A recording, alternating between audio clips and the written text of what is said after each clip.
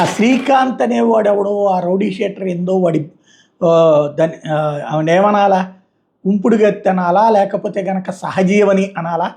అమ్మాయి తాజాగా టీవీల దగ్గరకు వచ్చి చేస్తున్న ఆరోపణలు, ఈలోపు కొన్ని వీడియోలు ఆడియోలు లీక్ చేస్తుంది తెలివిగా. అంటే తన చేతిలో అనేక మంది గుట్టుమట్లు ఉన్నాయి అన్నటువంటిది పరోక్షంగా చెప్తోంది. ఎంతమంది నాయకులు అమ్మాయికి పడున్నారు, లేకపోతే చెప్పగానే ఫైళ్ళు గదిలినయ్యి అంటే ఖచ్చితంగా ఎందరి గుట్టో అమ్మాయి దగ్గర ఉంది, ఎందరి జుట్టో అమ్మాయి దగ్గర ఉంది. ఇవాళ ఒక ఆడియో వదిలిపెట్టడం ద్వారా పోలీసుల్ని భయపెట్టగలిగింది. ఎట్లాగా, ఎవరో అడిషనల్ ఎస్పీతో, నెల్లూరు జిల్లాకు సంబంధించి అడిషనల్ ఎస్పీతో మాట్లాడింది, ఆమెతో మాట్లాడిన సంభాషణ. అంటే అందరితో ఫోన్లో మాట్లాడినవి కానీ లేకపోతే వీడియోలో ఏవో పెట్టుకున్నట్టుంది.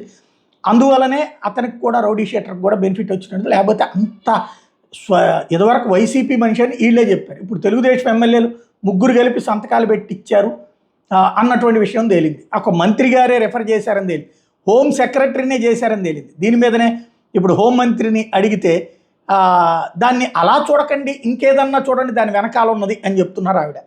ఇచ్చారు ఏంటన్నది మేమందరం ఆ ఎంక్వైరీ మేము చేసుకుంటున్నాము, ఆ రిపోర్ట్స్ మేము తెప్పించుకుంటాం.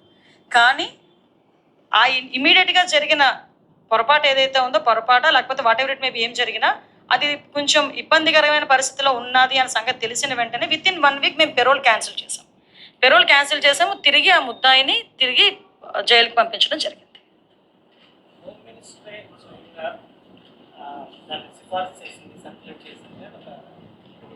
ఎవరున్నారు? నేనేమంటానంటే ఇప్పుడు దయచేసి అందరూ కూడా నాకు సోదరులు లాంటి వాళ్ళే.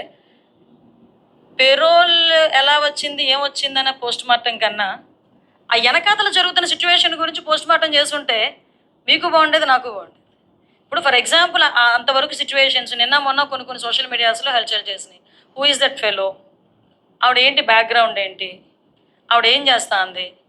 సో నేనేమంటానంటే పెరోల్ అన్నది నేను డెఫినెట్గా చెప్తున్నానండి, పెరోల్ విషయంలో ఎలా వచ్చింది ఏంటి అన్నది నేనైతే డెఫినెట్గా మేమైతే మా ఎంక్వైరీ రిపోర్ట్ మాకు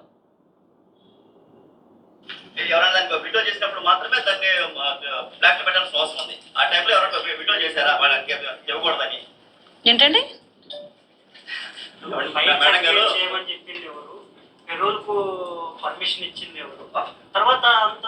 అసలు విషయం ఏంటంటే మీరు డైవర్ట్ అవుతున్నారు, మిమ్మల్ని డైవర్ట్ చేస్తున్నారు, నాకైతే అర్థం కావట్లేదు. కానీ అసలు పెరోల్ మీద ఎంత పోస్ట్ మార్టం చేస్తున్నారు కదా, అసలు వెనకాతల ఆ వ్యక్తి మీద ఎందుకు పోస్ట్ మార్టం చేయట్లేదు నాకు అర్థం కావట్లేదు.